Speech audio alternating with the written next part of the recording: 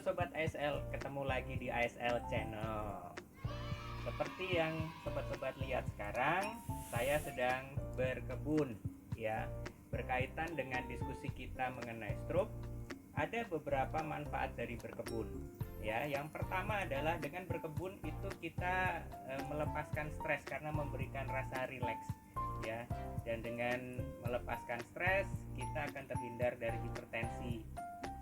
Kemudian bisa teman-teman lihat sendiri bahwa yang saya tanam ini adalah sayur-sayuran ya. Jadi ada bayam merah, ada kangkung.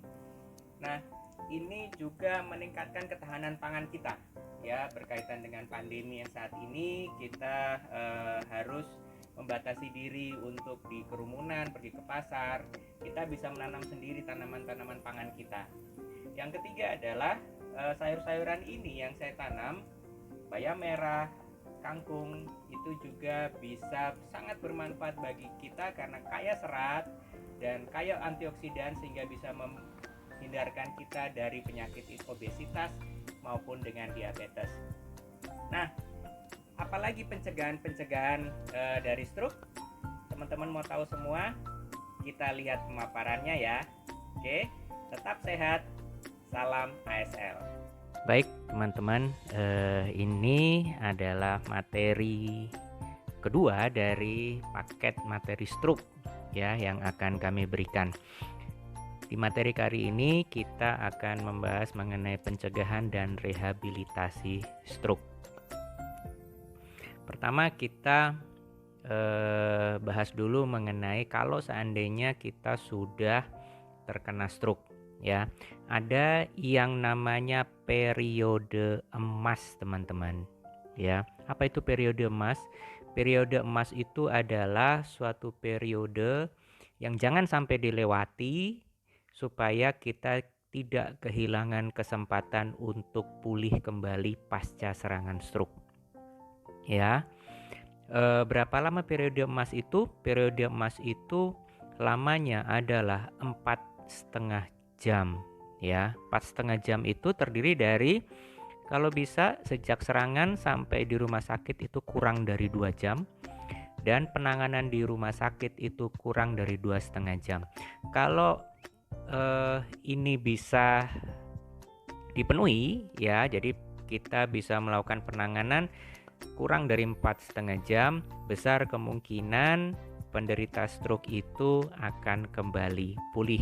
Sebaliknya, di luar dari periode 4,5 jam itu, maka kemungkinannya sangat kecil untuk bisa pulih kembali ya.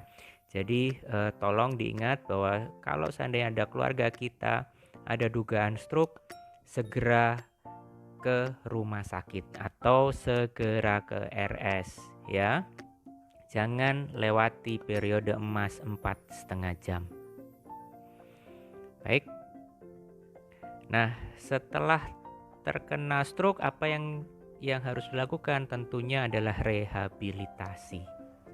Ya, rehabilitasi itu modal utama pemulihan pasien stroke adalah dukungan keluarga. Ini yang sangat penting teman-teman. Tanpa dukungan dari keluarga, mustahil penderita stroke itu, pasien stroke itu akan mendapatkan kepulihan kembali. Ya, karena penderita stroke praktis sudah tidak bisa melakukan apa-apa. Hanya dari dukungan keluarga lah yang bisa membantunya. Dan modal, kalau kita memiliki keluarga yang terkena serangan stroke, modalnya adalah sabar. Kenapa saya bilang begitu? Ya karena merawat pasien stroke itu, apalagi dalam jangka waktu yang lama, itu akan menyita tenaga, menyita waktu kita, menguras energi kita, dan juga menguras emosi kita. Ya, ada kalanya kita akan marah ya, atau nggak sabaran gitu. Jadi tolong sabar, itu adalah modalnya ya. Nah, dukungan keluarga itu juga diwujudkan dalam rehabilitasi. Biasanya rehabilitasi stroke itu ada beberapa, bisa fisioterapi, jadi untuk memulihkan kelumpuhan anggota tubuh seperti tangan atau kaki atau latihan berjalan. Kemudian terapi wicara kalau seandainya stroke itu mengganggu kemampuan bicara, dan juga program makan sehat untuk mencegah serangan ulangan dan pemulihan. Ya, ini sangat penting dan ini betul-betul harus dipahami oleh pihak keluarga yang sedang merawat pasien stroke, ya. Dan konsultasikan dengan dokter rumah sakit yang memiliki fasilitas rehabilitasi pasca stroke. Biayanya berapa? Biayanya itu relatif ya, bervariasi. Tergantung dari komplikasi penyakit, berapa organ yang terkena dampak dari stroke, dan juga apakah ada serangan ulangan. Wah, itu kalau ada serangan ulangan lagi itu biayanya akan sangat besar, teman-teman. Ya, ini yang harus diperhatikan.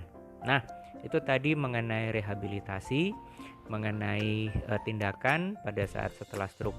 Tentunya kita tidak mau dong ya melihat dampaknya seperti itu, apalagi kalau stroke itu bisa sampai tahunan ya, bulanan sampai tahunan, menderita sekali, sehingga kita harus bisa mencegah stroke itu datang kepada kita. Nah, pencegahan stroke itu ada dua, teman-teman. Yang pertama adalah pencegahan primer, ya. Apa itu pencegahan primer? Adalah pencegahan yang dilakukan pada orang sehat atau kelompok berisiko yang belum terkena stroke. Jadi untuk kita yang belum terkena stroke, kita ada baiknya kita melakukan pencegahan primer, ya, dengan mengendalikan risiko dan mendeteksi dini serangan stroke. Nah, kemarin di minggu lalu kita sudah membahas mengenai faktor-faktor risiko ya stroke, dan itu harus kita hindari. Misalnya hentikan merokok ya, jadi kita tidak merokok, makan rendah gula dan garam, juga makan non gorengan ya untuk mencegah kolesterol, makan non santan ini juga untuk mencegah kolesterol, dan bukan makanan instan ya, ini harus dihindari. Kemudian yang ketiga adalah pola hidup sehat, kelola stres. Nah, ini yang sering kelupaan ya, bagaimana kita harus ada saat-saat me time ya, supaya kita bisa meredakan stres karena kehidupan, beban hidup, ataupun karena pekerjaan.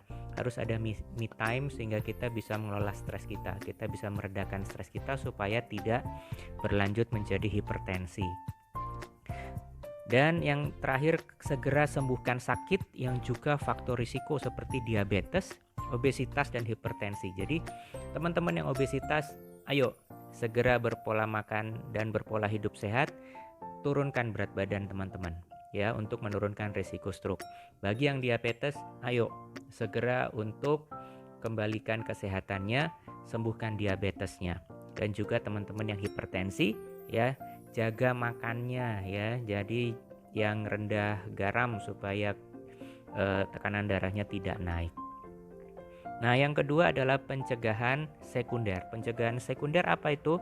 Pencegahan sekunder adalah pencegahan yang dilakukan pada orang yang sudah mengalami serangan stroke tapi masih hidup ya.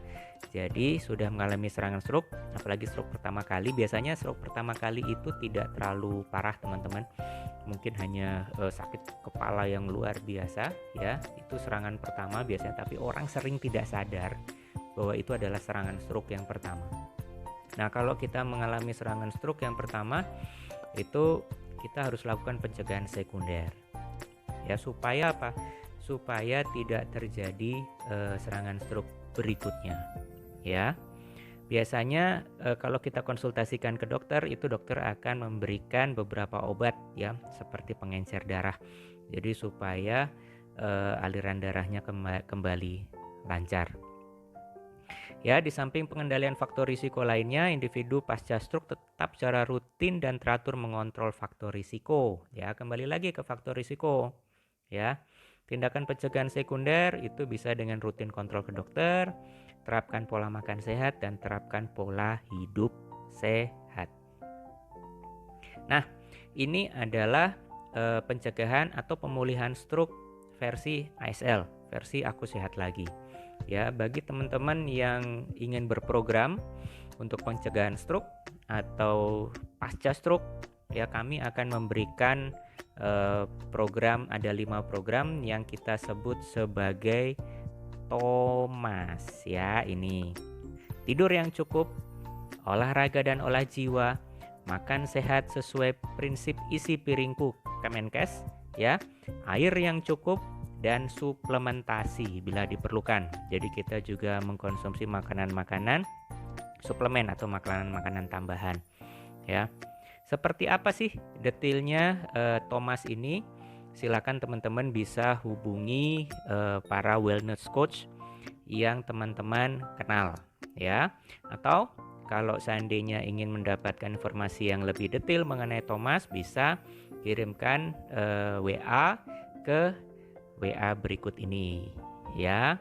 Nanti begitu kami mendapatkan pertanyaan dari teman-teman atau permintaan dari teman-teman untuk menjabarkan apa itu TOMAS, dengan senang hati kami akan menjabarkannya ya. Jadi demikian teman-teman cara pencegahan dan rehabilitasi stroke. Harapannya kita tetap sehat, kita tetap terhindar dari stroke. Ayo kembangkan pola hidup sehat dan pola makan sehat ya. Jangan lupa like, subscribe, dan share channel ini ya. Salam ASL, aku sehat lagi. Oke, tadi sobat-sobat ASL sudah melihat ya pemaparan dari bagaimana mencegah stroke, juga sudah tahu mengenai periode emas bila terkena serangan stroke. Nah, kita tentu tidak mau ya kalau kita terkena stroke. Oleh sebab itu, sebelum itu terjadi, mari kita kembali untuk bisa hidup sehat, kemudian makan juga makan sehat. Nah, ini di depan saya sedang menyiapkan salad teman-teman. Salah satu penjabaran dari TOMAS tadi yang makan sehat ya. Jadi saya akan mempersiapkan salad saya. Ini terdiri dari beberapa buah dan sayur ya. Jadi di sini ada tomat. Oke, terus kemudian ada bayam merah. Ini sayur-sayurannya juga yang ditanam di halaman tadi ya. Jadi ada bayam merah, kemudian ada daun pagoda dan juga kangkung ya. Dan semuanya tidak perlu dimasak ya, cukup segar seperti ini. Dan kalau seandainya mau ada rasa, kita berikan dressing salad, tapi dressing saladnya yang sehat ya, seperti minyak zaitun dan beberapa rempah. Ini bisa dijadikan dressing salad. Kemudian juga kalau mau ditambahkan kacang wijen, ini juga sehat ya. Jadi dengan begitu, dengan makan sayur, buah ya, kita akan mengkonsumsi cukup serat, dan itu akan menghindarkan kita dari penyakit diabetes mellitus, obesitas, dan hipertensi. Jadi silahkan like, subscribe, dan share channel ini teman-teman ya, dan tetap hidup sehat. Salam ASL, aku sehat lagi.